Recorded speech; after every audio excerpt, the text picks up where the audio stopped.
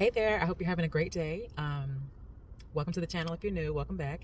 If you are returning, I have been having a wonderful day, and I just wanted to come on and talk about something that's very near and dear to my heart. As you know, on this channel, I love to talk about things that everyday people go through, um, just navigating through life and striving to be a better version of themselves, no matter what's going on around them. So today I wanted to talk about peace. You can see the sun is really trying to come through. Um, yeah, but today I wanted to talk about peace.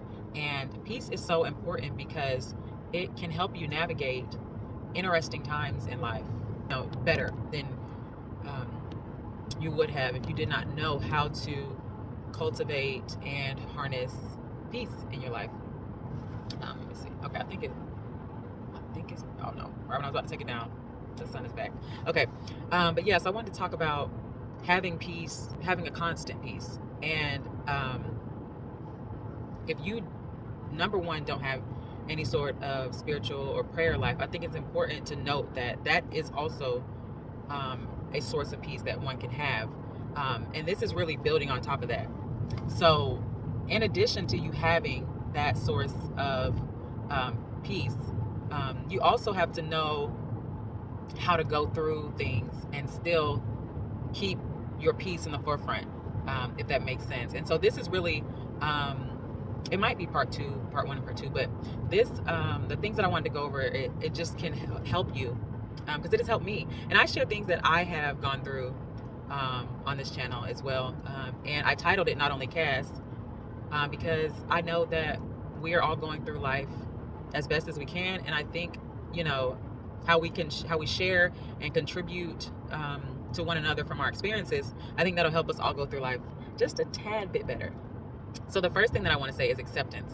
Number one is acceptance. That's a way of keeping your peace. Sometimes when we don't want to acknowledge what something is, or that something has happened, that's a way for our peace to be far from us, because we can be so engulfed and so consumed with what's occurring, what's present, what's happening to people around us, what's happening to ourselves. So I think, number one, acceptance is a very big part of having peace. And it's not to say that you don't want to change anything for the better, but it's just being honest and being real, and saying this is what it is right now. It's not what it's going to be forever, but this is what it is right now. And it's important for us to acknowledge that and really get in touch with reality. That'll help us go forward in our journey. And then the second thing is gratitude. And I love gratitude. It's a simple way to elevate yourself very quickly. Your mental, not yourself like above people, but to elevate yourself mentally above whatever it is that you may be experiencing, just by being thankful for what you have, and also too being thankful for what didn't happen. Sometimes we don't want to only focus on what happened, but we also want to focus on what didn't happen, because that's an area where we can all be thankful for, because there's a lot that happens to people every day. And I'm sure there's a lot that hasn't happened to you that you can be thankful for. So gratitude, I think, is just a beautiful, beautiful situation to be grateful. And it really does exude from people when they have a level of gratitude in their life. You can also see what exudes from someone when there's a lack of gratitude in them as well. So that's just something to note and pay attention to. All right, number three. So before that, we talked about acceptance, number one, and then number two, gratitude. And as you can see, different outfit. So don't be alarmed. Number three is boundaries. And I talked about this in the video where I believe it was titled How to Be Around People when you don't feel like it, or when times are difficult, or something like that. But in that video, I talked about boundaries as well. But boundaries for peace is very important. And you do want to share your boundaries. I mentioned you can share them verbally. Or you can just, even whether it's body language like a hug, or maybe you don't want to hug, or whatever it is. But your boundaries, I think, allow you to keep a sense of peace in your life, because there are things that you are maybe not willing to do, or that you prefer to do, or that you only do. So boundaries is a big one. And I think when you set those boundaries, however you choose to do it, but it helps people understand how to interact with you and what you will tolerate and what you won't tolerate, and what you like and what you don't like. So it just allows for your overall peace and your preferences to be maintained, and that would allow you to keep your peace. So that's why I think boundaries are important. And then also, number 4, you'll want to release resentment. And we know that harboring things doesn't really help us, but it's one of those things that's easier said than done. I don't know if you've ever had something happen to you where it was more difficult than you anticipated to release something, especially if you see that person, or if you're put in that situation again, then things resurface, or maybe there's a certain feeling that comes over you. And I talked about that as well in the video on forgiveness. Why to forgive, or for forgiveness, or something like that. But that's a video too that I think is helpful. So you can watch that one after this one. So it's very important to release resentment. Don't harbor things. But knowing that that's not instant, that doesn't happen instantly. You do have to work on healing. You do have to work on acknowledging what maybe happened to you, and going forward, what you want to experience, what you don't want to experience. And also too, sometimes when you are working on forgiving, you can sometimes look at it from the other person's perspective, and that's hard to do. That is not easy to do. But I think sometimes when we are going through our healing process, through various situations in life, whatever it may be, it helps us to look at it from different perspectives. Sometimes there's no rhyme or reason for why somebody hurts you, and sometimes it's not always unintentional. But I think it's important for us to acknowledge that sometimes things happen and we can't control that, but what we can control is how we respond, what we do going forward, who we allow to have interactions with us repeatedly, who we choose to remove ties from. Those are the things that's in our control. And so that's why I say you harboring resentment can do you more harm. And in this instance, we're focused on peace. So it can do you more harm in the long run than whomever the other person is that maybe inflicted pain upon you. It's so they've gone on with their life, and you are stifling yourself from flourishing, from doing other things in life fully. Because we can go through the motions in life, but sometimes we're not fully able to give our best because there's something there. Maybe now you're a little jaded, or you see the world through a different lens, or you're more guarded. So just thinking about releasing resentment and knowing that that can play a role on you increasing your peace if you choose to release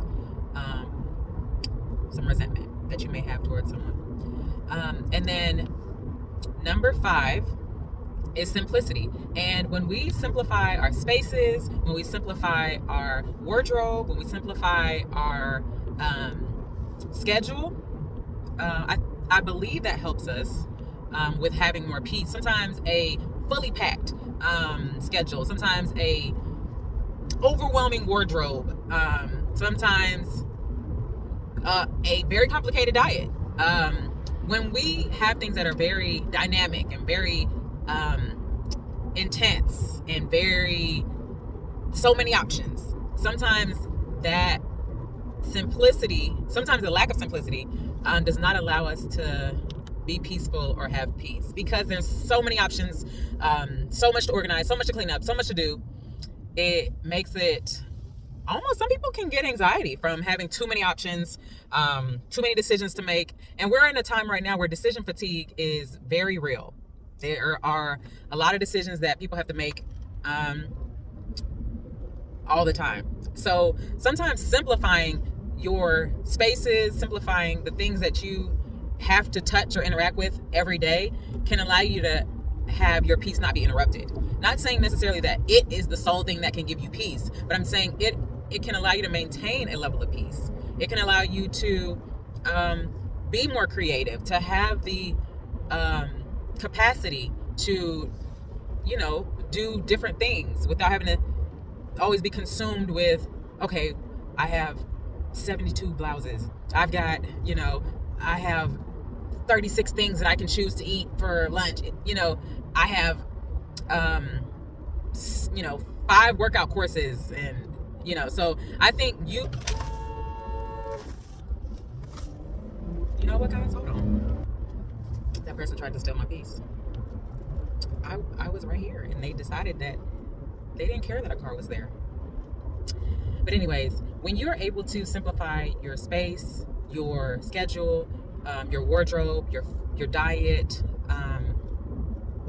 even simplifying the things that you do, I think that can help you.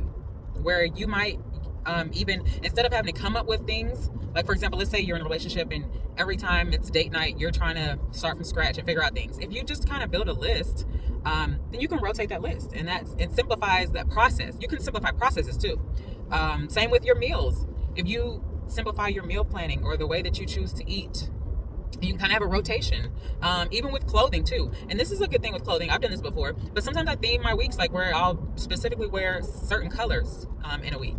And it makes it easy because it's like, oh, this week is teal, this week is yellow, this week is navy, this week is neutral, all the tans and browns. It's just something where it's one less thing to think about, that you can make something a little more streamlined, you can make something a little easier.